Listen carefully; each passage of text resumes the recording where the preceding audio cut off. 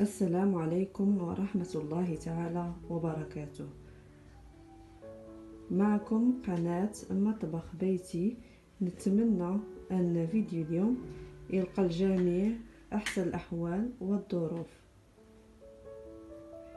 واللي تيشاهد القناة لأول مرة تنقول له يتفرج في الفيديو حتى الأخير، وإلا عجبو يشترك في القناة فضلا وليس أمرا بتفعيل الجرس باش يتوصل كل جديد، ويخلي لي لايك وتعليق. في فيديو اليوم ان شاء الله غادي نقدم لكم طريقة تحضير كيكة بالشوكولات وقهوة سريعة الذوبان، كتجي طالعة وخفيفة في نفس الوقت. ندوزو على بركة الله ديك المقادير اللي تنحتاجو للكيك. عندي كاسونس ديال سنيدة، كاسونس ديال الزيت، كاسونس ديال الحليب دوبت فيها، معلقة صغيرة ديال قهوة سريعة الذوبان. الدقيق من طبيعة الحال دائما كيبقى على حسب الخليط، ملعقة صغيرة ديال الخل. عندي هنايا الكركاع قطعته صغير، هو اللوز وحبيبات ديال الشوكولات ديال كوكيز اللي غيكون من فوق الكيك في التزيين. عندي 4 البيضات، 3 الخمارات وواحد فانيلا وقريصه ديال الملح والكاكاو المور. غندوزو لطريقه التحضير. نبداو على بركه الله في الاناء ودات 4 البيضات، غنضيف عليها كاسونس ديال الزيت، غنضيف عليها كاسونس ديال سنيده، نقيس دائما كاس ديال العنبه.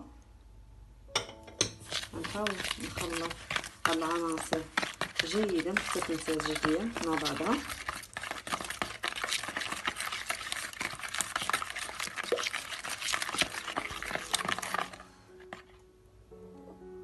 غنضيف كاس ديال الحليب وربع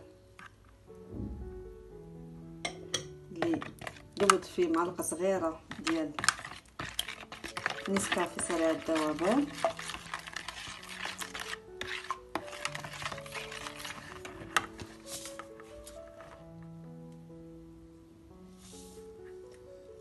بعد ما خلطت العناصر الاولى جيدا، دابا غنضيف عليهم واحد الكيس ديال الفاني، غنضيف قريصه ديال الملح ونخلط كل جيدا. غنضيف عليهم ملعقه صغيره ديال الكاكاو المر وغنخلط الكل جيدا حتى تنسجم ديال العناصر مع بعضها.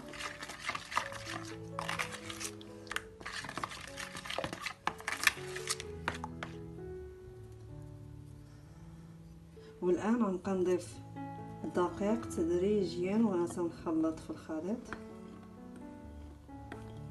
هنايا عندي 3 كيسان ونص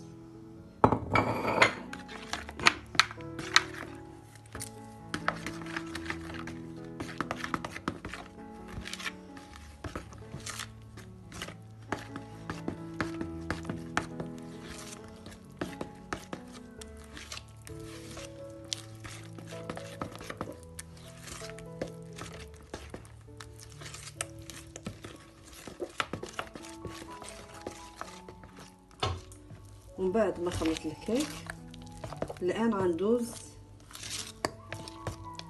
نضيف ليها 3 الخمارات،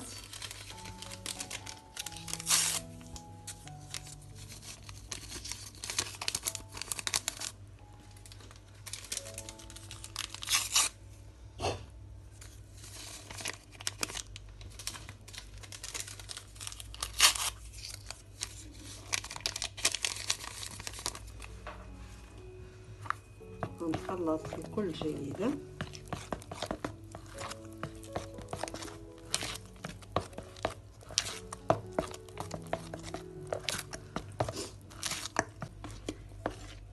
وهذا هو القوام ديال الكيك.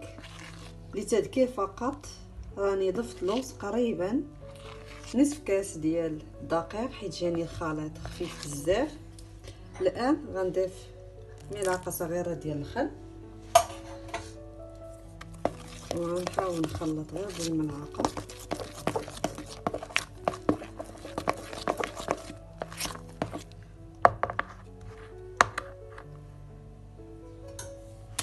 الان غنخوي الكيك في المول اللي دهنته من قبل.